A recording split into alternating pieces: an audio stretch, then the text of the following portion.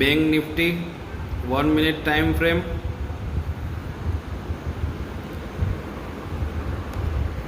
આજે લાઈવ માર્કેટમાં બ્રેકડાઉન થયું છે. 2:42 બ્રેકડાઉન થયા બાદ માર્કેટ અપ ટ્રેન્ડ સાઈડ જઈ રહ્યું છે. તમે જોઈ શકો છો લાઈવ માર્કેટમાં સારા એવો મુમેન્ટ 100 થી 200 પોઈન્ટનો તમને અહીંયા જોવા મળી રહ્યો છે.